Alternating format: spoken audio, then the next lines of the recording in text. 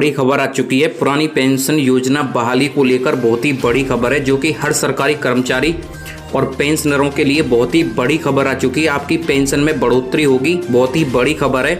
इससे पहले अगर आपने अभी तक हमारे चैनल को सब्सक्राइब नहीं किया है तो सब्सक्राइब कर लें और साथ में बेल आइकन दबा दें, ताकि हमारे आने वाले वीडियो की नोटिफिकेशन आप तक सबसे पहले पहुंचे। पुरानी पेंशन बहाली को लेकर बहुत ही बड़ी खबर है। 4 बड़ी अपडेट आ चुकी हैं, जो कि हर सरकारी कर्मचारी के लिए जानना जरूरी है। कर्मचारियों के लिए बहुत ही बड़ी खुशखबरी आ चुकी है। रद्द होगा नया पेंशन सिस्टम, मिलेगा पुरानी पेंशन योजना चुनने का ऑप्शन। जी हाँ, ये इस वक्त की बहुत ही बड़ी खबर है। पुरानी पेंशन योजना के लिए कई राज्यों में बहस छिड़ी हुई है और केंद्र सरकार के द्वारा साल 2004 में पुरानी पेंशन योजना को खत्म करके उसके बदले राष्ट्रीय पेंशन योजना शुरू की थी। ओल्ड पेंशन छत्तीसगढ़ के अलावा राजस्थान, पंजाब समेत कई राज्यों में लागू कर दी गई है। सरकारी कर्मचारी अब पुरानी पेंशन योजना को चुन सकते हैं। उनके पास में इस पेंशन को चुनने का ऑप्शन 31 अगस्त 2023 तक है। अगर कर्मचारी 31 अगस्त तक ओल्ड पेंशन योजना को सेलेक्ट नहीं करते हैं तो उन्हें न्यू पेंशन योजना में डाल दिया जाएगा। देश के कई राज्यों में आज भी नई पेंशन व्यवस्था को रद्द करके पुरानी पेंशन व्यवस्था बहाली की मांग की जा रही है और ओल्ड पेंशन को लेकर बड़ी खबर सामने आ रही है। और कई राज्यों में ओल्ड पेंशन स्कीम को लागू करने के लिए सरकारें मीटिंग कर रही हैं। ओल्ड पेंशन पर बड़ा ऐलान, देश भर में होगी लागू। जी हां, देश भर के कई राज्यों में पुरानी पेंशन व्यवस्था को लागू कर दिया गया है और अब सरकारी कर्मचारियों के लिए बड़ी खुशखबरी सामने आई है। आपको बता दें कि ये बड़ा ऐलान वित्त मंत्री की तरफ से किया गया है। बता दें कि राजस्थान, छत्तीसगढ़ समेत कई राज्यों में ओल्ड पेंशन को लागू कर दिया गया है। वित्त मंत्री के ऐलान से कर्मचारियों को काफी राहत मिली है और पुरानी पेंशन योजना को लेकर यह ऐलान किया गया है। सरकार ने ओल्ड पेंशन स्कीम का ऑप्शन सेलेक्ट करने के लिए एक कमेटी बनाई है। बता दें, ये कमेटी न्यू पेंशन स्कीम को ओपीएस के बराबर ही पॉपुलर बनाएगी और इसमें भी गारंटीड रिटर्न के साथ कमाई पर भी फोकस रहेगा। सरकार अब मिनिमम गारंटीड पेंशन वाला सिस्टम न्यू पेंशन स्कीम में भी लाने का प्लान बना रही है, जिससे केंद्र सरकार के कर्मचारियों को भी एक्स्ट्रा फायदा मिलेगा और सरकार अपने कंट्रीब्यूशन को भी 14% से ज्यादा बढ़ाने का प्लान बना रही है। सरकारी खजाने पर बिना बोझ डाले कंट्रीब्यूशन को किस तरह से बढ़ाया जा सकता है, इस पर सरकार की ओर से चर्चा की जा रही है। अगली बड़ी खबर की बात करें तो आपकी पुरानी पेंशन और आपके महंगाई भत्ता बढ़ोतरी को लेकर बड़ी खबर है। डीए में इजाफा होने के बाद केंद्रीय कर्मचारियों को मिली एक और खुशखबरी, एचआरए में होगा अब इजाफा। जी हाँ, केंद्रीय कर्मचारियों के लिए बड़ी खुशखबरी है। अब डीए बढ़ने के बाद ही कर्मचारियों के एचआरए में भी इजाफा होने जा रहा है। केंद्र सरकार ने हाल ही में महंगाई भत्ते में इजाफा कर दिया है, जिसके बाद अब कर्मचारियों को 42% की दर से डीए मिलेगा। इसको बढ़ने के बाद में सरकार हाउस रेंट अलाउंस में इजाफा करने जा रही है और सरकार जल्द ही एचआरए को लेकर ऐलान करने जा रही है। केंद्रीय कर्मचारियों का हाउस रेंट अलाउंस भी जल्दी बढ़ सकता है। ऐसा इसलिए होगा क्योंकि सरकार इसके लिए पहले ही अधिसूचना जारी कर चुकी है। वित्त वर्ष 2023-24 के अंत तक कर्मचारियों का एचआरए भी बढ़ जाएगा। हालांकि ये उसी सूरत में होगा जब महंगाई भत्ता 50% पर पहुंच जाएगा। एक्सपर्ट मानते हैं कि जिस तरह से पिछली 2 बार महंगाई भत्ते में उछाल आया है, उसे देखकर लगता है कि अगले साल मार्च में एचआरए रिवीजन हो जाएगा, क्योंकि महंगाई भत्ता 42% पहुंच चुका है और अगले 2 बार अगर 4% का उछाल आता है तो महंगाई भत्ता आपका 50% हो जाएगा। ऐसा होने पर एचआरए का रिवीजन खुद हो जाएगा। अगली बड़ी खबर की बात करें तो पुरानी पेंशन योजना को लेकर बहुत ही बड़ी खबर आ चुकी है। हर सरकारी कर्मचारी के लिए जानना जरूरी है। पुरानी पेंशन पर गठित समिति को कर्मचारियों ने बताया छलावा। पुरानी पेंशन बहाली एवं एनपीएस में संशोधन को लेकर गठित समितियों का कर्मचारियों ने विरोध किया है। उन्होंने इसे छलावा बताया है।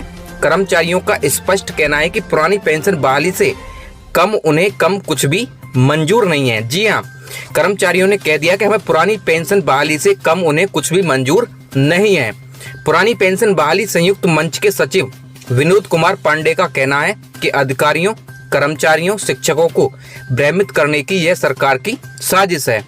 आंदोलन को कमजोर करने के लिए सरकार की यह सोची समझी साजिश है और मंच के संयोजक एवं एनसीआरएमयू के महामंत्री आरडी यादव का कहना है कि एक तरफ आंदोलन करने वालों को चिन्हित करना और दूसरी ओर कमेटी बनाकर लॉलीपॉप देना दोनों एक दूसरे के पूरक हैं और मंच के सह संयोजक एवं राज्य कर्मचारी संयुक्त परिषद के अध्यक्ष राग विराग का कहना है कि पुरानी पेंशन के अलावा कुछ भी मंजूर नहीं है कर्मचारियों को। अगली बड़ी खबर की बात करें तो आपके पुरानी पेंशन को लेकर बड़ी खबर है। पुरानी पेंशन बहाली के लिए 11 अप्रैल को करेंगे प्रदर्शन कर्मचारी। जी हां, कर्मचारी 11 अप्रैल को प्रदर्शन करेंगे पूरे भारत में। Indian public service employees federation के आह्वान पर कर्मचारी शिक्षक संयुक्त मोर्चा की ओर से 11 अप्रैल को पूरे देश में धरना प्रदर्शन आयोजित किया जाएगा और इसके माध्यम से मुख्यमंत्री और प्रधानमंत्री को पुरानी पेंशन आदि से संबंधित ज्ञापन भेजा जाएगा और इसके साथ ही मांगों के समर्थन में अगले आंदोलन की घोषणा की जाएगी। इम्सेट के राष्ट्रीय अध्यक्ष वीपी मिश्रा और महामंत्री प्रेमचंद्र ने बताया कि देश भर में जिला मुख्यालयों पर धरना प्रदर्शन कर पुरानी पेंशन की बहाली, आउटसोर्सिंग, संविदा कर्मचारियों के नियमितीकरण, आउटसोर्सिंग और संविदा पर भर्ती बंद करने और सरकारी संस्थाओं कार्यालयों का निजीकरण बंद करने और राष्ट्रीय वेतन आयोग के गठन की मांग उठाई जाएगी इस आंदोलन में। तो 11 अप्रैल को सभी सरकारी कर्मचारी आंदोलन करेंगे 11 अप्रैल को।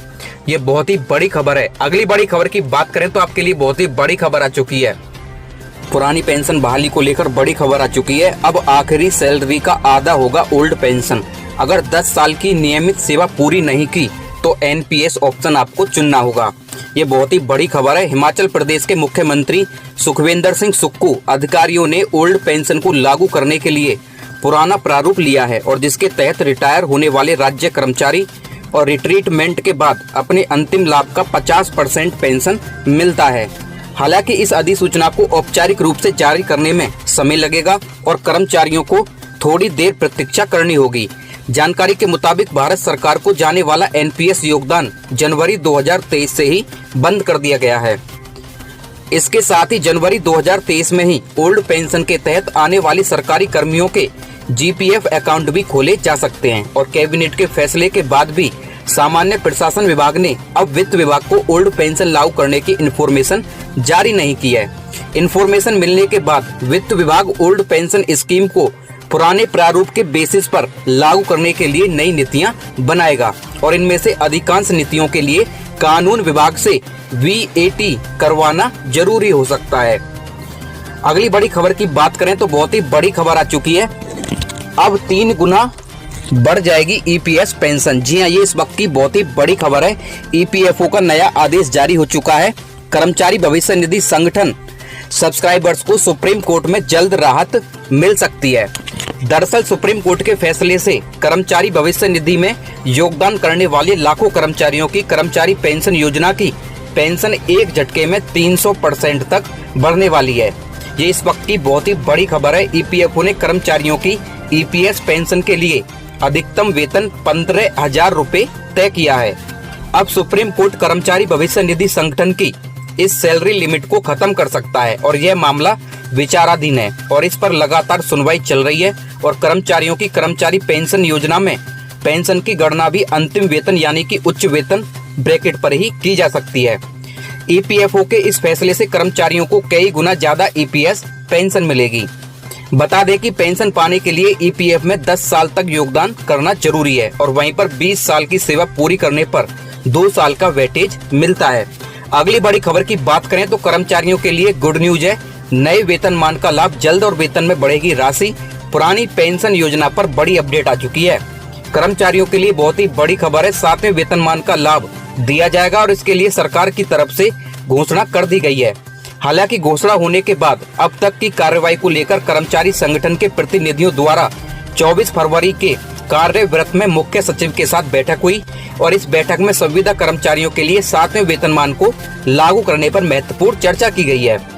कर्मचारियों को नियमित करने की मांग। जी हां, उत्तर प्रदेश में कर्मचारी संगठन द्वारा हुए बैठक में कर्मचारी नेताओं द्वारा महत्वपूर्ण मुद्दा उठाया गया है, जिसमें कहा गया है कि सृजित पदों के सापेक्ष संविदा कर्मचारियों के 15 वर्ष से अधिक समय से कार्यरत हैं, उन्हें नियमित किया जाना चाहिए और इसके साथ ही समाज कल्याण विभाग, बाल विकास और परिवहन निगम और जनजाति विकास विभाग द्वारा संचालित विद्यालय के संविदा शिक्षकों को नियमित करने के साथ उन्हें 7वें वेतन का लाभ दिया जाना चाहिए।